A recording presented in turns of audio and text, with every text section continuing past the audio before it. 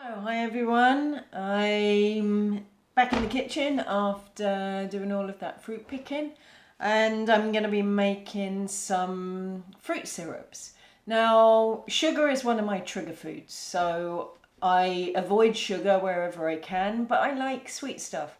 So I have to find things that I can eat that doesn't have refined sugar in.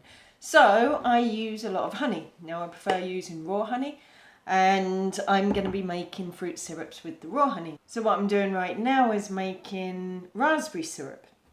So basically what I'm going to use with raspberry syrup is I've got a kilo of raspberries. I'm going to put in a cup of honey, the juice of a lemon, and I've got some vanilla pods. So I'm going to take the seeds of half a vanilla pod and put it in with the raspberries. Now when you opening a vanilla pod, you just want to cut down through one side of it and then open it out, and then you can use your knife. You're better off using the blunt side of the knife, and you can scrape out the seeds. So you can see the seeds there. So I'm actually going to put, but I've got a kilo here, so it's quite a lot, so I'm going to put the whole vanilla bean in. So as I said, just scrape it through, and then you get all of the vanilla beans. Now vanilla is expensive, and I mean this is in its most pure form, but you can use vanilla extract, you can use vanilla flavouring if you want, or you don't even need to have to use vanilla. It's just a nice addition to the syrups. So once you've got that in, I'm just going to put in the juice of a lemon.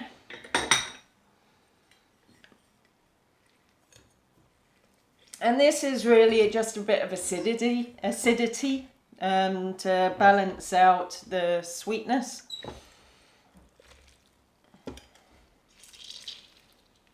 And then once I've got the honey in, I'm going to be cooking this.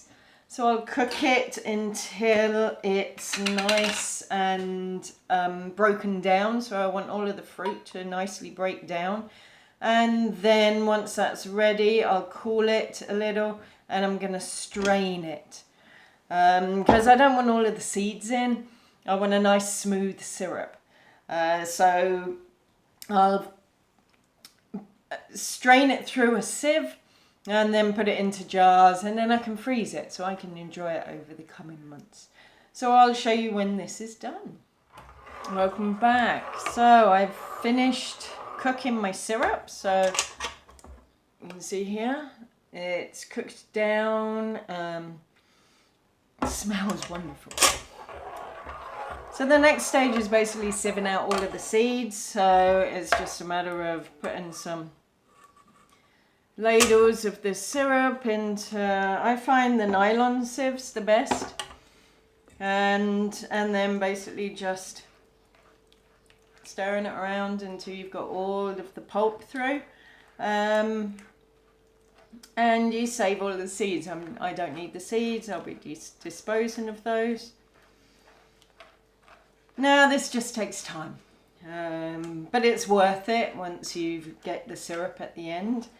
So I'm just going to carry on doing this, and I'll come back to you later.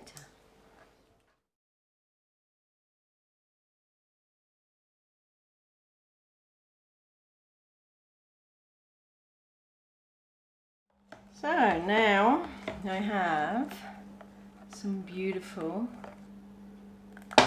raspberry syrup. Now in this I put a little bit of xanthium gum, just to thicken it a little, so it makes it more of a syrup, otherwise it can end up a little bit liquidy. So once it's done, basically what I do is I store it in small jars and I freeze it, and then I can use it basically it's good for over the next 6 months. So you just get out a jar at a time and enjoy. And that's my raspberry syrup.